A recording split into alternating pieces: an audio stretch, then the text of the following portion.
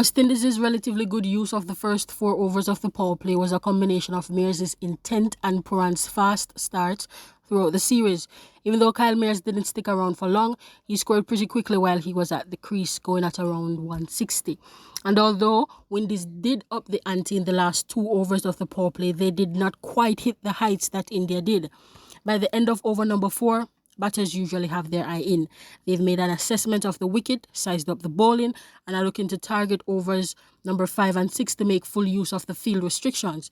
The disparity in this phase between the two teams could be attributed to 1, the differences in the quality of both bowling attacks.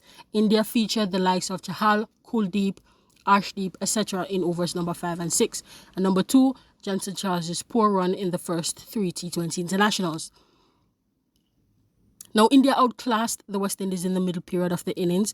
Not only were they able to score more runs at a faster rate, but they were able to somewhat sustain the hitting indicated by the average in that period, around 38. This was as a result of the differences in fortunes both teams have with regard to the quality, types and number of spinners at their disposal.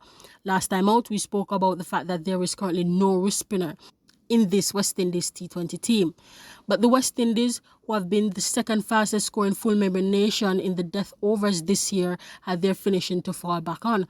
The Caribbean side ticked along at almost 10.5 in that phase. This is a big deal because a full-strength India team usually goes at around 11.5 at the death. So holding them to 9s and going at 10.5 yourself is very commendable.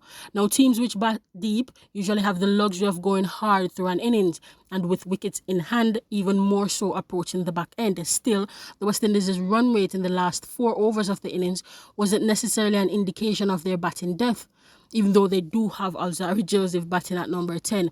It was instead indicative of the fact that they found different top and middle order batters taking up the responsibility to bat through the innings. Powell did it, the skipper, in Game 3. Hetmeyer did it in Game 4, even though in a losing cause. And King did it in Game 5 to finish off the series. Now, despite India resting a few players, a 3-2 victory in this series in favour of the West Indies tells the correct tale.